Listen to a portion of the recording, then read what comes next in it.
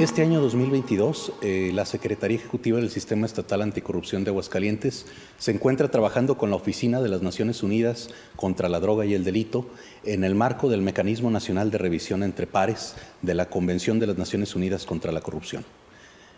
Es pertinente aclarar que México suscribió este pacto internacional el 9 de diciembre del año 2003 y desde entonces nuestro país ha participado en 2 mecanismos globales de revisión de la aplicación de la convención en nuestro país. Se preguntarán ustedes qué es el mecanismo de revisión. No es más que una junta que se organiza para que los estados que suscriben estos tratados internacionales supervisen unos a otros acerca del cumplimiento de los mismos. En este sentido, a nosotros como Secretaría Ejecutiva nos correspondió participar de un ejercicio que se propuso con motivo de la celebración de estos mecanismos globales de aplicación. Y resulta que los países que nos han visitado en los años 2013 y 2017, Perú, Guatemala, Azerbaiyán, Santo Tomé y Príncipe, recomendaron a nuestro país que verificáramos la aplicación de la convención también a nivel subnacional y no solo en el orden de gobierno federal.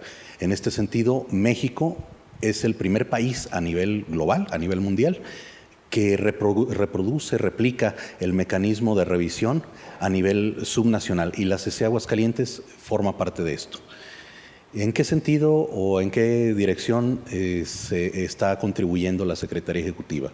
Pues bueno, aquí elaboramos el autodiagnóstico que se debe promover o que se debe remitir a los estados de la República que servirán como revisores pares. Y en ese sentido, nosotros nos encontramos evaluando la aplicación del artículo 33 de la Convención de las Naciones Unidas contra la Corrupción. Se preguntarán ustedes, ¿cuál es el objeto de este artículo o qué es lo que nos mandata este artículo? Bueno, se trata de un numeral que no es vinculante en principio. Hay que entender que en su redacción menciona, y estas son palabras textuales, que el Estado parte considerará la posibilidad de incorporar medidas para proteger a los denunciantes de los actos de corrupción cuando estas denuncias se presenten ante las autoridades encargadas de investigarlo, y los protegerá pues contra las consecuencias de posibles actos injustificados. En ese sentido, para hablar conmigo de este tema, de cómo se produjo el ejercicio de autoevaluación de Aguascalientes, se encuentran con nosotros Laura Ochoa. Ella es maestra en Derecho, trabaja como enlace en el Departamento de Políticas Públicas de la CCA Aguascalientes, a quien agradezco por estar con nosotros y que formó parte del equipo que estuvo encargado de redactar el informe sobre Aguascalientes, que se remitió a Naciones Unidas. Y por otra parte, Ricardo Rivera, él es jefe de Departamento de Políticas Públicas, politólogo, y que se encargó de coordinar, digamos, a un grupo que es más amplio, en el que participaron otras personas, pero que llevó al final al desarrollo de esta autoevaluación técnica, que pueden encontrar ustedes disponible en la página de publicaciones del Sistema Estatal Anticorrupción. Y bueno, para empezar con este tema, me permito iniciar contigo, Ricardo. Si el artículo 33 no es vinculante y al mismo tiempo la Convención de las Naciones Unidas nos habla en su artículo 32 de que los estados deben, ahí es muy clara la redacción, a qué se comprometen los estados parte, dice cada estado parte adoptará medidas, no es considerará la posibilidad de adoptar, no, adoptará medidas para proteger a testigos, para proteger a peritos y para proteger a víctimas. Entonces, si el 32 ya los protege, ¿quiénes son las personas a las que se refiere el artículo 33? Sí, aquí para aproximarnos al tema, como bien señala el artículo 32, establece la protección para personas calificadas como testigos, peritos o víctimas, y la naturaleza jurídica que adquieren este tipo de personas cuando intervienen dentro de un procedimiento es de una naturaleza distinta al denunciante en México, de tal manera que durante la elaboración de este documento diagnóstico de autoevaluación identificamos que hay una complementariedad entre ambos artículos. El 32, siendo vinculante, establece 3 medidas básicas de protección que tienen que ver con proteger a estas personas, testigos, víctimas, peritos, en su integridad física, pero también durante la intervención, prestando testimonio durante el proceso, o bien para la reubicación de las personas una vez que hay una situación de riesgo. De tal manera que el artículo 33 complementa en cierta parte el vacío que deja el no tener la definición de lo que es un denunciante. Y en este sentido, apertura el hecho de no solamente la denuncia a través de un canal formal, sino que también se refiere a las denuncias que pueden presentarse por otros medios, pero bueno, esto se platicará más adelante, cuál es esta distinción entre un denunciante formal, a qué se refiere, y cuál es el denunciante que lo puede hacer por una vía alterna, un canal alterno, cuando las instituciones de seguridad o de investigación no tienen la confianza, o las personas no confían en ellas de forma suficiente para presentar una denuncia convencional. Prácticamente sería la distinción entre el artículo 32, canal formal y con la calidad de víctimas, testigos y peritos, y denunciante como una opción que no se refiere a las anteriores y que tiene que ver también con la flexibilidad del mecanismo para que los estados parte adopten el concepto y lo desarrollen en su marco jurídico. Dentro de las posibilidades y dentro de la interpretación conjunta con con otras disposiciones.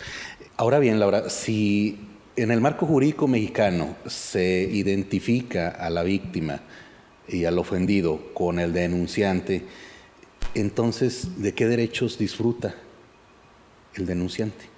¿Cómo lo protege nuestro marco jurídico?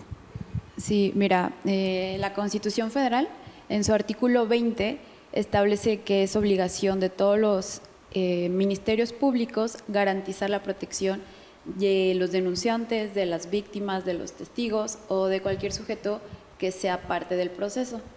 En este sentido, también es obligación de los jueces el verificar que se esté cumpliendo esta obligación. Así pues, el artículo 20 que te estoy mencionando establece que son derechos del denunciante, víctima, testigos, el recibir asesoría jurídica y ser informados del desarrollo en el proceso, recibir asesoría psicológica, recibir atención médica, tiene derecho al resguardo de su identidad, a la protección de sus datos personales para que nadie sepa pues su identidad, así es, a solicitar medidas cautelares y medidas de protección. Eso en el sentido de lo que nos marca la Constitución Federal. También el Código Nacional de Procedimientos Penales, en su artículo 109, nos menciona varios derechos que tiene el denunciante, que radica que se le provea protección cuando exista riesgo para su vida, al igual que establece la Constitución, a que se le brinde asesoría psicológica, atención médica, al resguardo de su identidad y a solicitar pues las medidas de protección que estime pertinentes. ¿Cuáles pudieran ser una medida de protección para hacernos una idea? Pues podría ser la protección de sus datos personales, como ya dijimos, el cambio de domicilio, el cambio de número de teléfono móvil, podría ser la instalación de patrullas en su domicilio. Ajá, es una de las… Son ejemplos, ¿no? Ajá, algún ejemplo. Las medidas de protección. Un aspecto muy interesante, porque tendría el denunciante derecho a todo esto en su calidad de víctima, pero hay un punto sobre el que hacía la reflexión Ricardo y que al momento de elaborar el reporte sobre Aguascalientes nos percatamos hacia la revisión final del documento que entregaríamos a Naciones Unidas. Y tiene que ver con algo que señala la propia convención, pero en el artículo 13, en donde habla, me voy a permitir, citar de una manera textual: fomentar la participación activa de personas y grupos que no pertenezcan al sector público, como la sociedad civil, las organizaciones no gubernamentales y las organizaciones con base en la comunidad, en la prevención y la lucha contra la corrupción. Repito, el artículo 13 de la Convención nos dice que los Estados parte deben fomentar la participación de las personas y de las organizaciones sociales con base en la comunidad y fomentar su participación para la lucha en la corrupción.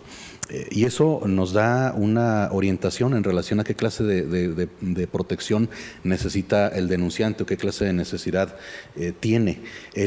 Voy a esto. El artículo 4 de la Ley General de Víctimas nos dice que existen 4 tipos de víctimas. Las víctimas directas, que están sufriendo la afectación al derecho, por decirlo así, en carne propia. Las víctimas indirectas, que pudieran ser pues, allegados de estas personas. Se encuentran víctimas potenciales, la propia palabra lo explica, pero creo que la parte más interesante viene en una porción de ese artículo en el que hacen referencia a que también son víctimas las organizaciones sociales, digamos, y que a estas se les considera víctimas para efectos de proteger bienes jurídicos que se pueden considerar superiores, y vamos a ponerle un nombre concreto y claro para que se entienda la idea: el derecho humano a una vida libre de corrupción que tenemos todos los ciudadanos. En ese sentido, pues son conocidos, son famosos la participación que han tenido, por ejemplo, una asociación nacional, que seguramente no ha oído de ella, Tojil, que en los medios de comunicación se dieron a conocer porque recibieron una sentencia favorable. Ellos quisieron participar como víctimas en el proceso en el caso Duarte. Un tribunal federal se los concedió, se los había negado la Fiscalía General de la República, se los concede un tribunal federal y posteriormente otro tribunal federal revoca esta decisión. Pero entonces el carácter de víctima de las organizaciones sociales es un tema que se tiene que plantear, porque en nuestro esquema estamos acostumbrados a visualizar al Estado como la víctima. Tan es así que nuestro Código Penal no habla de delitos por hechos de corrupción, habla de tipos penales protectores de la administración pública. Entonces la víctima es la administración pública, no las personas. Y ese tema fue un tema de reflexión interesante hacia el cierre de este documento. Ricardo, no sé si nos pudieras comentar un poco en este sentido. Sí, claro. Como bien señala el artículo 4 en su último párrafo de la Ley General de Víctimas, apertura la posibilidad de reconocer a las asociaciones, organizaciones civiles como posibles víctimas de cualquier delito, ¿no? Y en este sentido hay una reflexión que sucede a través de un amparo promovido aquí en el Estado, por el cual se le niega a la persona que denuncia un hecho de corrupción el adquirir el carácter de víctima. Y en el amparo el juzgador resuelve citando un documento de buenas prácticas de la Organización de las Naciones Unidas contra la Droga y el Delito, y dice en términos sencillos lo siguiente: mientras la Convención no defina textualmente o de manera precisa a qué se entiende por víctima cuando se comete algún delito por hecho de corrupción, se tiene que interpretar de una forma amplia, de tal manera que se permita también reconocer como víctimas a organizaciones o incluso al propio Estado, no solo a la persona, que a lo mejor, y a las personas también que intervienen en el procedimiento. De tal manera que, pues bueno, considerando ese elemento, se le concede el amparo para que entonces sea reconocido como víctima de la denuncia que además interpuso. Y no solo eso, sino que tiene que cumplir una serie de requisitos que se analizan, los mencionaré de forma o a manera de ejemplo, pero tiene que ser la persona de la comunidad que está denunciando el hecho de corrupción quien pueda adquirir el carácter de víctima. Otro elemento tiene que ser el poder demostrar que hay una afectación directa hacia los vínculos de la comunidad, de tal manera que en este caso local se cumple y por lo tanto se reconoce el derecho a víctima. Pero lo interesante, más allá de que tenga ese reconocimiento, es qué sucede después una vez que se adquirió, porque tiene que ver con aspectos como estar o recibir información de la Fiscalía, tener acceso al expediente. Pero bueno, yo creo que sobre esto profundizaremos más adelante. Un tema interesante, considerando se trató de un caso en donde, para ponerlos en contexto, en donde una persona denunciaba un presunto hecho de corrupción, en donde el Congreso del Estado presuntamente habría realizado procedimientos de contratación con empresas que pudieran tener operaciones inexistentes, ¿no? De acuerdo a la lista que emite la Secretaría de Hacienda. Y bueno, bajo esta sospecha, que siendo eso un indicio, nada más que esto, pues se presenta la denuncia para que la Fiscalía Especializada en Combate a la Corrupción denuncie, pero al denunciante se le niega en un inicio el carácter de víctima, por lo que vemos que no es completamente idéntica, o al menos en nuestro marco jurídico mexicano no es posible identificar completamente a la víctima con el denunciante. Y esto pues involucra complejidades de las que se habló en el documento, que como ya les hemos hecho en otras ocasiones, los invitamos a consultar en la página de la Secretaría Ejecutiva del Sistema Estatal Anticorrupción. Y bueno, con esta reflexión vamos a hacer una pausa para pasar al segundo segmento, que va a ver sobre la materia penal.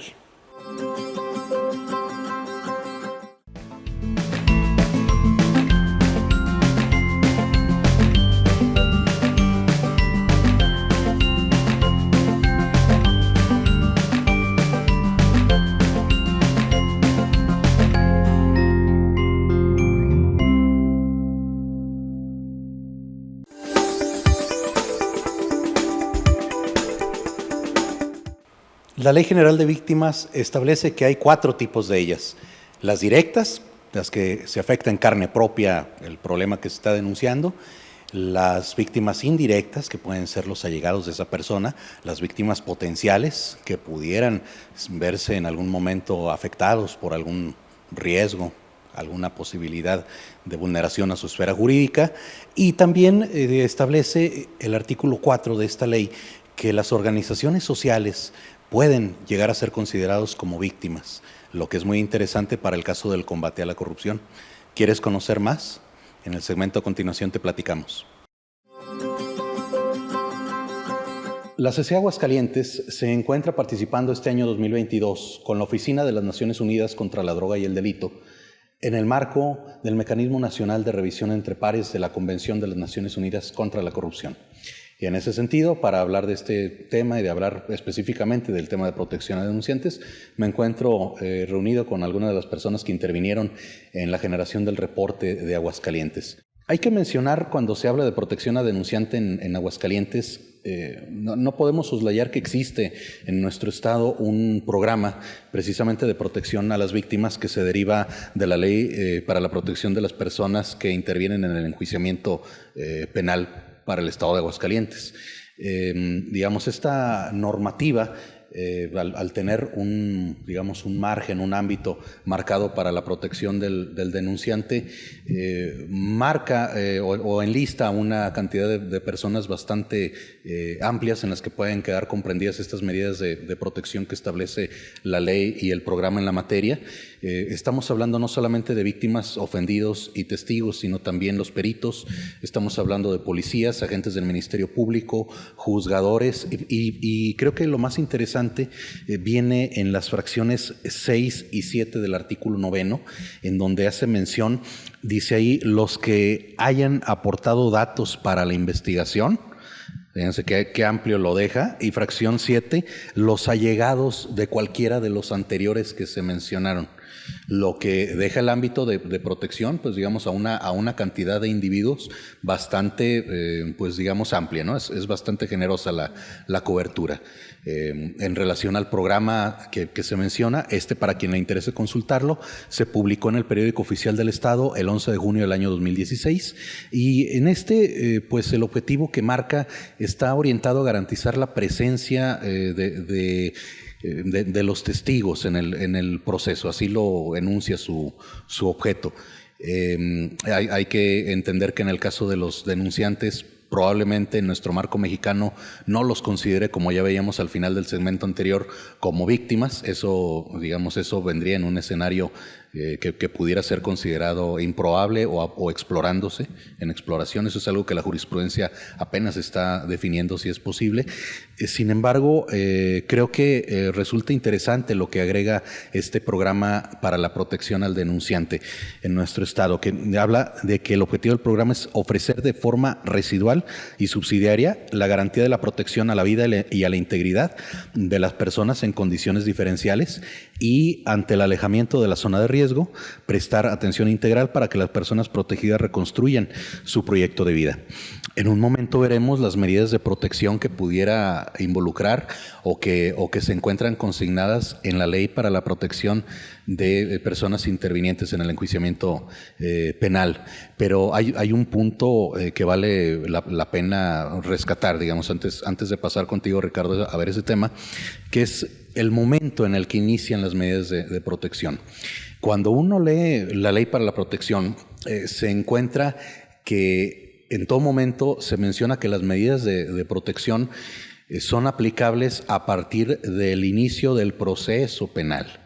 Sin embargo, el artículo 2 de esa norma dice que tienen derecho a ellas todos los que intervienen en el procedimiento penal.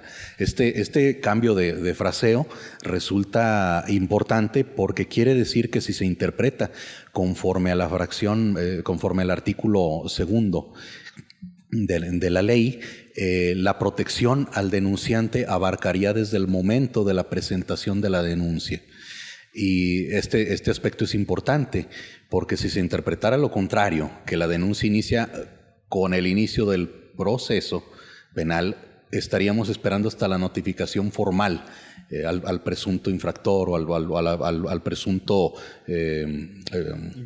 imputado, ¿no? Digamos, hasta la notificación formal al imputado. Siendo que, algo que casi nunca pasa en nuestro país, pudiera suceder que esta persona, el imputado, el posible imputado, se enterara de que se va a presentar la denuncia y en ese sentido tratara de actuar pues tomando algún tipo de represalia. Y entonces, en este sentido, Ricardo, si pudieras platicarnos un poco acerca de este tema, de si las medidas de protección deberían abarcar desde el momento de la denuncia o en un momento posterior, y cuáles serían esas medidas que prevé la legislación local para cuidar o salvaguardar la integridad de las personas que denuncian. Sí, claro, con gusto. Yo considero que la interpretación más amplia del derecho es la que favorece a las personas, de tal manera que en este debate entre si se pueden solicitar las medidas de protección desde la presentación de la denuncia, que sería parte del procedimiento, o bien en una etapa subsecuente, ya que se da la notificación al presunto infractor imputado, que sería en la etapa ya del procedimiento, debe de prevalecer desde la presentación de la denuncia, desde luego. Artículo 1 de la Constitución. Exactamente. De tal manera que, haciendo vigente esto, pues las medidas de protección que establece la ley para las personas que intervienen en el enjuiciamiento penal, podríamos clasificarlo en 3 tipos de medida. Una de ellas, y la más, digamos, que tiene que ver con promover o garantizar que la persona tenga una asistencia durante las etapas del procedimiento, son las medidas de protección, que consisten en la asesoría jurídica, psicológica, médica de las personas, incluso hasta la asistencia en el costeo de los trámites que deben desarrollarse para que entonces se pueda conducir el procedimiento penal, viáticos. Los traslados viáticos, es correcto. Otro tipo de medidas son las que tienen que ver con la seguridad, y estas tienen el objeto de garantizar que la persona no sea dañada en su integridad física.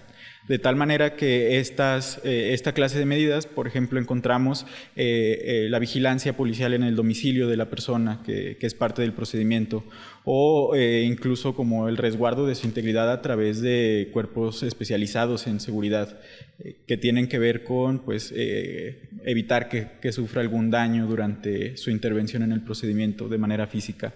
Y otro tipo de medidas, que sería el tercer grupo, y tiene que ver también con la seguridad, pero durante el proceso, aquí sí es durante el proceso penal, tienen que ver con, por ejemplo, garantizar que no haya una identificación visual de la persona o auditiva al momento de prestar testimonio durante las audiencias que se desarrollan.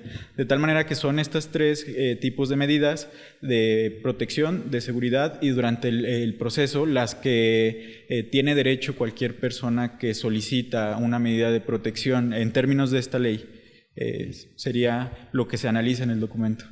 Claro que sí. Y, bueno, no podemos soslayar que me parece que fue en el año 2013 cuando se publicó la Ley General de Víctimas, que existe una normativa de aplicación general en la República en materia de protección a las víctimas y que también pues enlista una serie de medidas aplicables de protección para quien adquiere esta cualidad. Estamos hablando, como se mencionaba en el segmento anterior, de las víctimas como las definen en el artículo 4, es decir, las directas, las que reciben la afectación a su derecho, digamos, de una manera más personal, las víctimas indirectas que pudieran ser sus allegados, ¿no? que con motivo de la participación de la víctima directa en el procedimiento pues pudieran ver afectada su esfera de derechos, las víctimas potenciales que digamos se encuentran en algún riesgo inminente,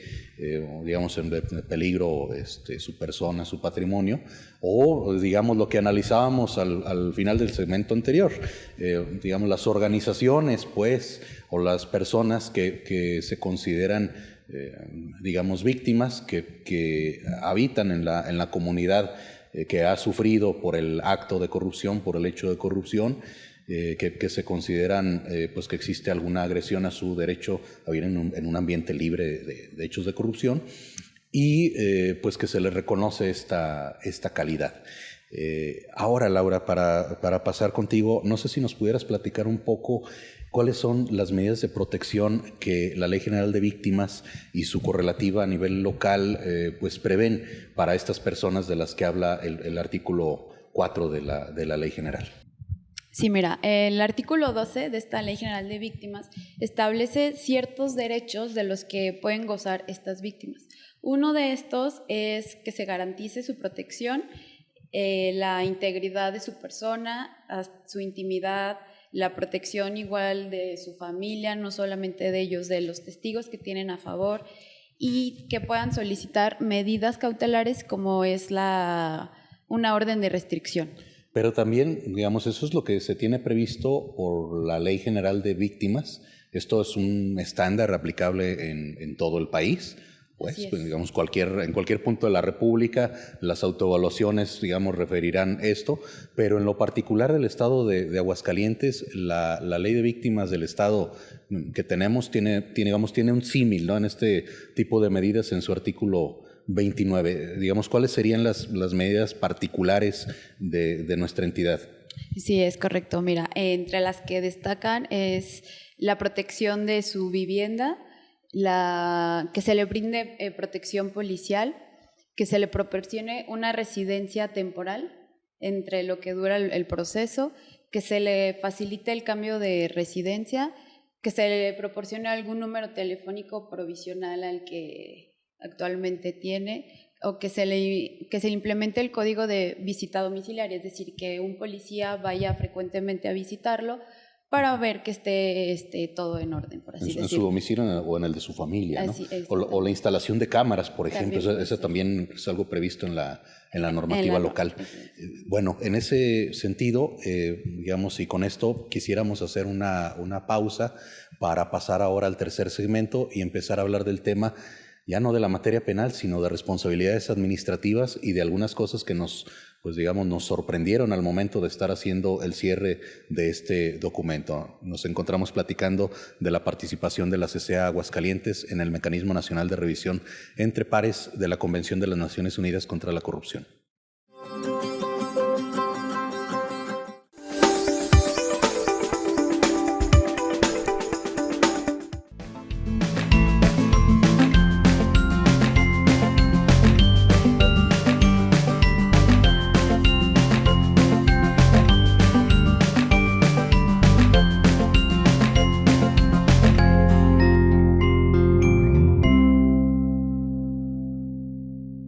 Revelar la identidad de un denunciante anónimo es una falta administrativa grave. Nos encontramos platicando sobre la participación de la CCE Aguascalientes en el marco del Mecanismo Nacional de Revisión entre Pares de la Convención de las Naciones Unidas contra la Corrupción. Para ello, pues estamos platicando con Ricardo y Laura, que formaron parte del equipo que se encargó de redactar la autoevaluación de Aguascalientes para entregarlo a la Oficina de las Naciones Unidas contra la Droga y el Delito. Y bueno, quisiera volver contigo, Ricardo, para preguntarte ahora en materia administrativa, en materia de responsabilidades administrativas, no penal como lo hemos venido tratando hasta ahora. En materia de responsabilidad administrativa, ¿de qué clase de medidas de protección disfruta un denunciante en nuestro estado? Sí, claro, desde luego. En materia de responsabilidad administrativa, la Ley General establece en su artículo 91, en primer término, la posibilidad de que se presenten denuncias de forma anónima. Y además añade este articulado que las denuncias en todo momento deben de tener un carácter de confidencialidad para la persona que denuncie, siendo responsabilidad de la autoridad investigadora dotar o garantizar esta cualidad. El anonimato, es correcto. Adicionalmente, la revisión de la normativa nos llevó al artículo 64, en donde se establece como parte del catálogo de faltas administrativas graves la obstrucción a la justicia, que en términos simples se comete o la comete el servidor público que como parte de su intervención en el procedimiento de investigación o de responsabilidad administrativa, es decir, la autoridad investigadora, sustanciadora, resolutora, revela la identidad de alguien que denunció de forma anónima cualquier presunta falta administrativa, de tal manera que la persona sobre la cual se reveló su identidad puede solicitar medidas de protección, siendo el ente público donde labora, es correcto, quien otorgue estas medidas de protección. Y adicionalmente, pues la revisión nos llevó a también identificar dentro de la norma que las medidas cautelares que pueden establecerse como parte del desarrollo del procedimiento, y digo por ejemplo, la suspensión del servidor público que está siendo presuntamente responsable de cometer alguna falta administrativa, pues tiene que ver con garantizar la conducción del procedimiento de responsabilidad administrativa, que este no sea obstruido, pero también cumple una función asimilable a garantizar también una cierta protección sobre las personas que están denunciando el hecho. De tal manera que estas tres medidas que se establecen en la Ley General de Responsabilidades son las que identificamos en materia administrativa como parte del mecanismo de protección, que se discuten ya de forma amplia en el documento diagnóstico. Y que de alguna manera nos llevan a la conclusión de que en materia de responsabilidad administrativa digamos, las medidas para proteger al denunciante pues son las que se prevén en toda la República Mexicana, y ya que en los artículos que tú has mencionado son todos de la Ley General de Responsabilidades Administrativas de aplicación general en todos los órganos internos de control en todo el país, de tal suerte, también estamos hablando de los tribunales, obviamente, pero de tal suerte que si el día de mañana una autoridad investigadora en un órgano interno de control o una autoridad que resuelve, aquí la sala administrativa en el estado revela la identidad de la persona que ha presentado una denuncia en carácter de anónimo, pues bueno, eso se sancionaría como falta grave, como obstrucción a la justicia, que es lo que precisamente referías. Ahora, esto implica digamos una dificultad entre sí, y aquí pediría el auxilio tuyo, Laura, en el sentido en el que la denuncia anónima es diferente en materia penal y en materia administrativa, porque en materia administrativa, digamos, recordemos que la condición de víctima no es la que normalmente designa a la persona que denuncia. Lo veíamos, tan es así que normalmente quienes han requerido ser reconocidos como víctimas de actos de corrupción, los individuos o las organizaciones sociales, han tenido que recurrir a los juzgados, a los tribunales, que no siempre les han concedido esta calidad o esta condición de víctimas. Sin embargo, hay una cosa que se prevé en la Ley General de Responsabilidades Administrativas, y es que el denunciante es una parte en el procedimiento. Y esto tiene implicaciones, porque quiere decir que anónimo o no, ese denunciante tiene derechos. No sé si nos pudieras platicar un poquito sobre eso. Sí, mira, esta ley general que comenta en su artículo 116 nos menciona que no solamente el denunciante es parte del proceso, sino que involucra a terceros. Es decir, son parte del procedimiento todas aquellas personas que se han visto afectadas por alguna resolución que se llevó a cabo dentro del mismo procedimiento. Esto se replica en nuestra Ley de Responsabilidades Administrativas en materia local, que dice exactamente lo mismo. No solamente el denunciante es parte del proceso, sino aquellas personas que fueron involucradas en el mismo. Que aquí no es como en el ejemplo que mencionábamos del caso de Aguascalientes, ¿no? De la persona que fue a la Fiscalía Especializada, presentó una denuncia por algunos indicios que tenía en relación a un artículo periodístico que salió sobre el Congreso local y unas contrataciones, y que al momento de pedir la calidad de víctima, acceso al expediente y poderle dar seguimiento al curso de su denuncia, se enfrentó a la dificultad y tuvo que ir a un tribunal para que le reconocieran esa calidad. Aquí no, aquí la Ley General de Responsabilidades directamente dice que el denunciante es parte y puede impugnar las actuaciones que se estén dando a lo largo del procedimiento. Puede inconformarse, ¿no? Y la manera de garantizar este derecho pues supone probablemente los principales retos en ese sentido. Hay una cuestión para cerrar el programa a la que me quisiera referir y que nos encontramos en el momento de realizar la revisión previa a la Oficina de Naciones Unidas contra la Droga y el Delito. Y esta tiene que ver con un punto. Resulta que como parte de las facultades que tiene la Fiscalía General del Estado en su ley orgánica, le permite al fiscal emitir protocolos pues, para dirigir de una mejor manera la organización de sus trabajos. Y los protocolos en Aguascalientes, indican o señalizan la protección a los periodistas y la protección a las fuentes de los periodistas. Pero, ¿qué tiene que ver con esto? Tenemos un protocolo que protege tanto a defensores de derechos humanos como a periodistas y alcanza a cubrir la fuente.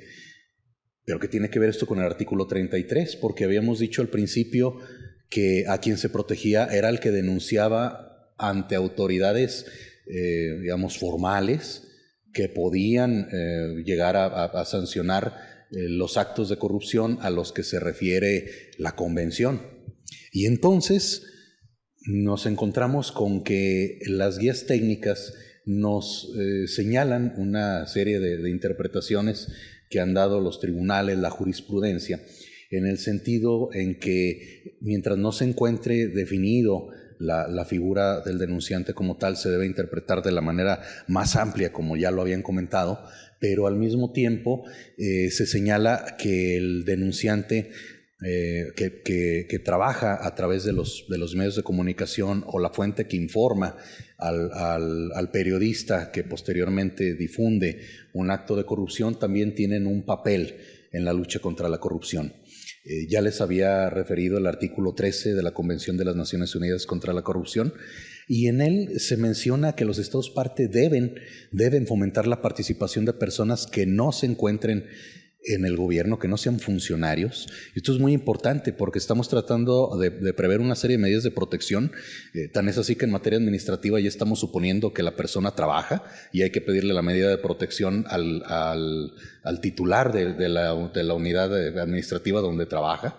Entonces damos por hecho que es alguien dentro de la administración pública el testigo, y sin embargo quien proporciona no necesariamente pruebas en el sentido legal del término, sino indicios, así lo dicen las guías técnicas. Quien nos proporciona indicios pueden detonar investigaciones que posteriormente conduzcan a sancionar la corrupción, y eso le sirve a las autoridades formales. Entonces, ¿qué nos dice el artículo 13 de la Convención? No sería interpretar el 33 por sí mismo. Si lo interpretamos de manera conjunta con el 13, ¿cómo fomentamos que las personas participen en la lucha contra la corrupción?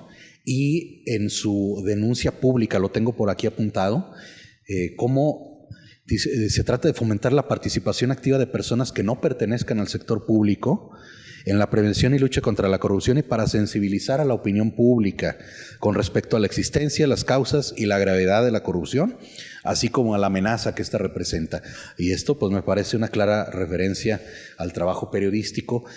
Y en ese sentido resulta que en Aguascalientes existe un protocolo emitido por la Fiscalía General del Estado que protege tanto a defensores de los derechos humanos como a periodistas y a las fuentes que informan sobre ellos.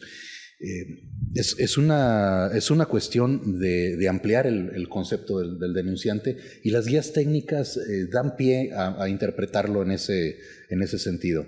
Con apoyo a la jurisprudencia, pues toman algunos casos que han sido emblemáticos. Hay, por ejemplo, el caso de un profesor de una universidad de Lituania que denuncia un acto de corrupción de su universidad, y la universidad, pues como cualquier organismo en donde prevalece digamos un orden y una preocupación por tener un control interno de su organización, pues hizo lo que parecería lógico hacer en otros países, que es desaparecer la unidad administrativa donde trabajaba este profesor y dejarlo sin empleo, ¿no? El tribunal finalmente tomó la determinación de que se había violentado su derecho a la libertad de expresión y condenó a la universidad al pago de daños y perjuicios. En ese sentido, las guías retoman casos, digamos, emblemáticos de esta naturaleza y señalan que aunque la información que proporcionan estas personas no constituyen una prueba legal, sino solamente un indicio, ese indicio le sirve a las autoridades encargadas de investigar formalmente la comisión de esos ilícitos, y a eso los lleva a ampliar el sentido del concepto del denunciante. No es solamente quien acude a la Fiscalía, al Ministerio Público a presentar una denuncia o al órgano interno de control, sino que también se trata de las personas que tuvieron alguna participación como fuente periodística o, digamos, al periodista mismo. Ahora mismo podemos mencionar dentro de los documentos técnicos que han emitido a manera de guía la propia Oficina de las Naciones Unidas contra la Droga y el Delito. Hay una guía que se llama Informar sobre la corrupción, una herramienta de recursos para gobiernos y periodistas, en el que se refiere que el derecho de los periodistas a proteger la confidencialidad de sus fuentes es algo que ha sido ampliamente reconocido por organismos internacionales como la Comisión Interamericana de Derechos Humanos, o la Comisión Africana de Derechos Humanos y de los Pueblos y el Parlamento Europeo.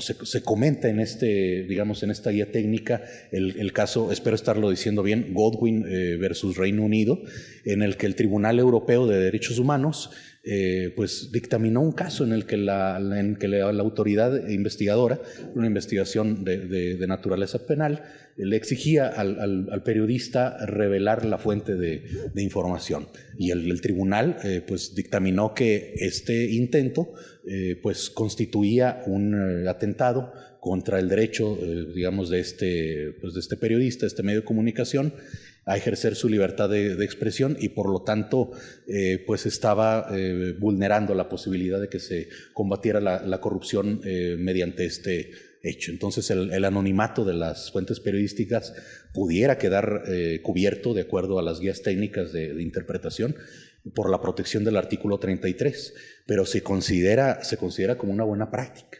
El artículo 33, como hemos visto en su redacción, señala que el Estado parte considerará la posibilidad de instrumentar medidas.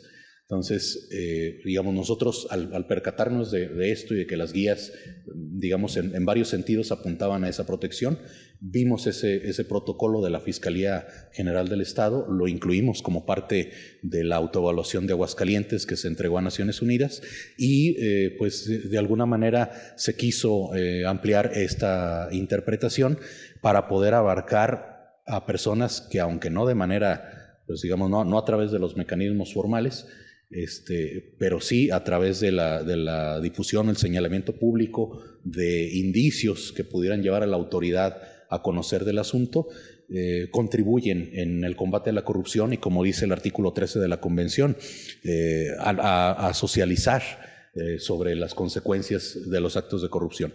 Y en ese sentido, se incluye en el reporte que ustedes pueden conocer en el micrositio que tiene la Secretaría Ejecutiva para todas sus publicaciones, que se encuentra en la página que se está poniendo en la parte de abajo en sus pantallas. Y bueno, con esta reflexión quisiera dar por terminado el programa que nos trae el día de hoy y agradecer a todos los que nos acompañaron, tanto para su realización en el staff y los que se encuentran viéndonos a través de la pantalla. Muchas gracias a todos.